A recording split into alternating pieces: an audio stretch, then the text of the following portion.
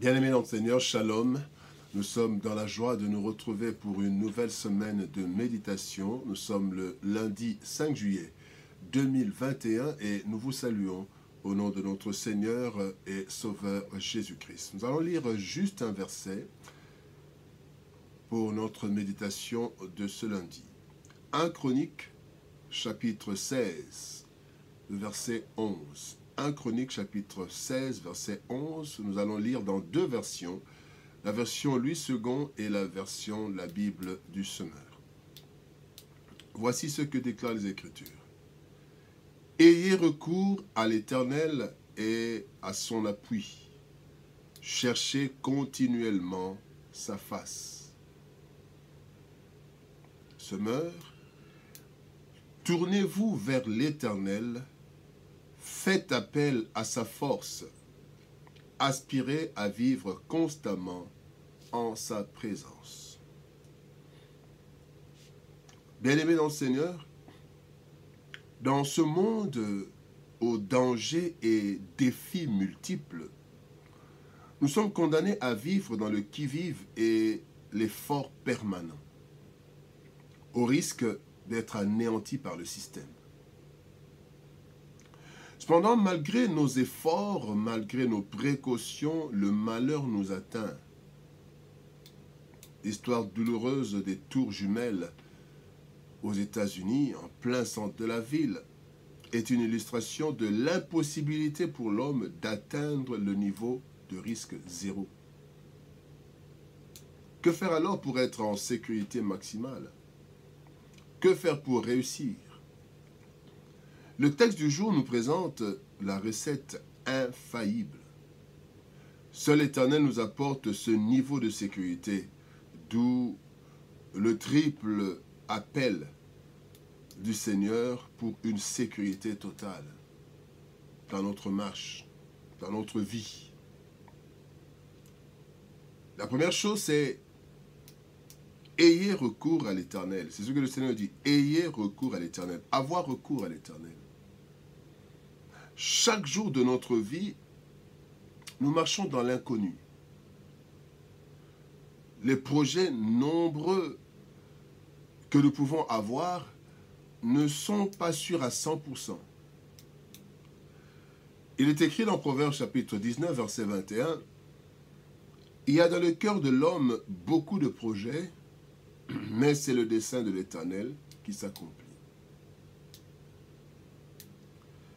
Les projets journaliers, les projets à court, à moyen, à long terme, ne sont que des prévisions dont l'accomplissement plutôt ne dépend pas totalement de nous. Nous projetons, sont des projections, des prévisions, des projections, mais l'accomplissement ne dépend pas de nous totalement. Paul nous dit de ne pas nous conformer au siècle présent, mais de rechercher plutôt la volonté de Dieu. Romains 12, verset 2.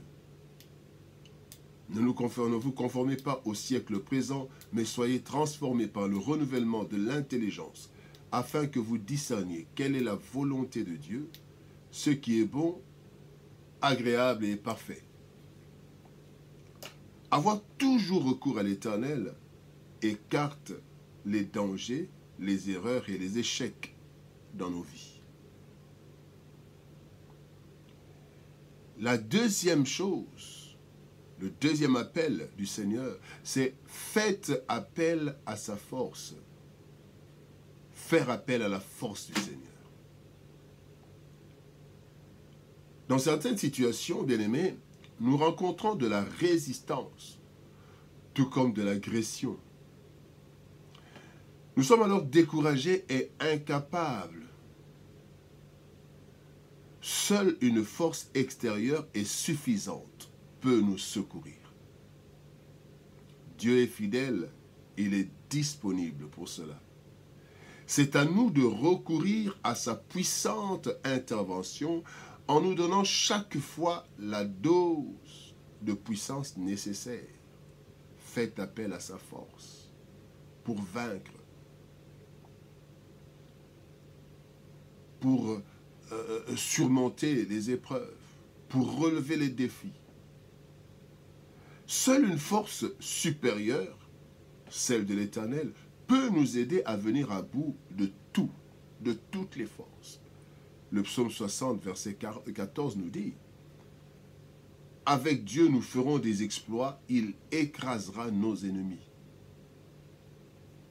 Et Christ, lui-même, il dit à ses disciples, sachant qu'il les envoie dans un monde en danger, un monde de défis, il leur dit dans Luc chapitre 10, verset 19, « Voici, je vous ai donné le pouvoir de marcher sur les serpents et les scorpions et sur toute la puissance de l'ennemi, et rien ne pourra vous nuire. » Faites appel à sa force et recours à l'Éternel, et faites appel à sa force. Cherchez continuellement. Faites appel à son appui. Et le troisième appel, c'est chercher continuellement sa face.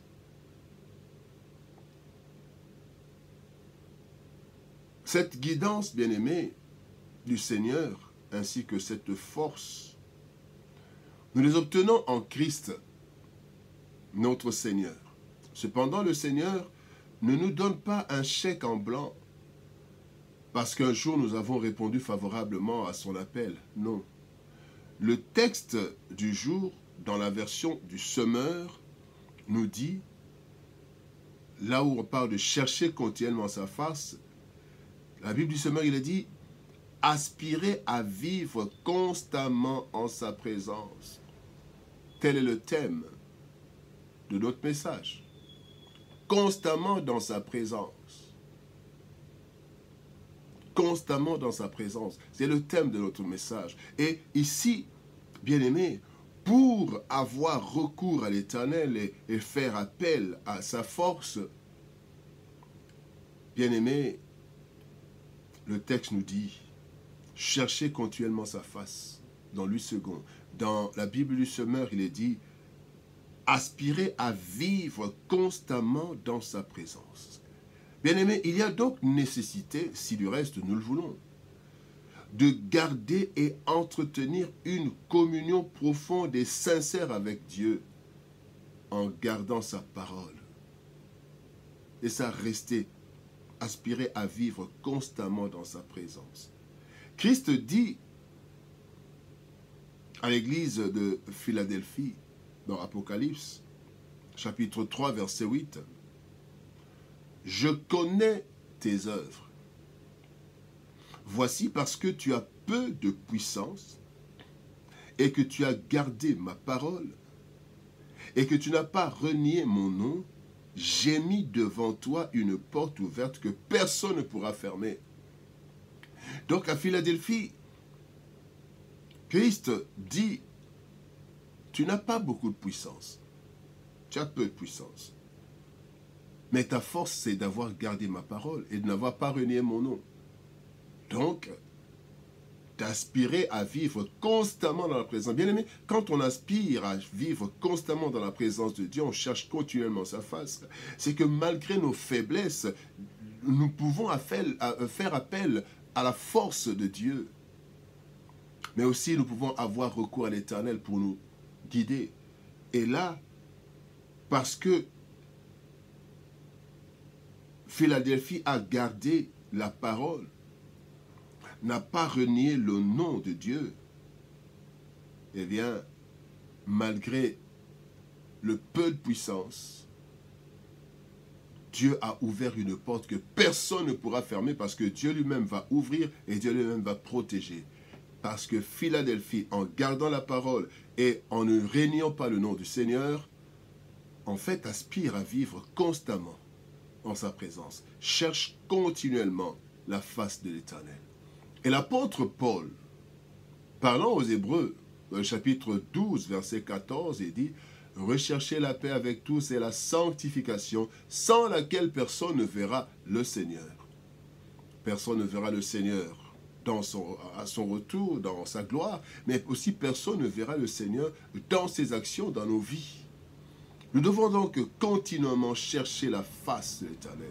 Le recours à l'Éternel et à sa force n'est donc pas une recette facultative, mais un mode de vie permanent pour tous ceux qui veulent réussir leur vie chrétienne. Vous voulez réussir votre vie chrétienne? Vous voulez le succès? Vous voulez la victoire? Eh bien, c'est clair. Nous devons chercher continuellement la face du Seigneur et ainsi recourir à lui et à sa force. Constamment dans sa présence. Bien-aimés, réussir à avoir du succès ne dépend pas de nos efforts et de notre intelligence et sagesse d'abord. La Bible nous dit dans Ecclésiaste chapitre 9, verset 11. J'ai encore vu sous le soleil que 1. La course n'est point aux agiles. 2. La guerre n'est pas aux vaillants. 3. Le pain n'est pas aux sages. 4. La richesse n'est pas aux intelligents. 5. La faveur n'est pas aux savants. Car tout dépend pour eux du temps et des circonstances. Nous pouvons avoir les mêmes capacités, nous pouvons avoir les mêmes qualifications. Mais dans la vie, il y a les temps, les circonstances qui font que les uns réussissent, les autres ne réussissent pas. Et quand nous sommes dans la présence de Dieu continuellement, eh bien, là, nous avons plus de probabilité dans la main du Seigneur d'aller de l'avant et de réussir. Un projet bien élaboré peut échouer pour des raisons indépendantes de la volonté de celui qui fait ses projets. Voilà pourquoi nous devons avoir recours à l'Éternel et faire appel à sa force, chercher continuellement sa face, si nous voulons vivre victorieusement dans ce monde, aux dangers et multiples défis. Que Dieu nous bénisse. Shalom, au revoir et à demain.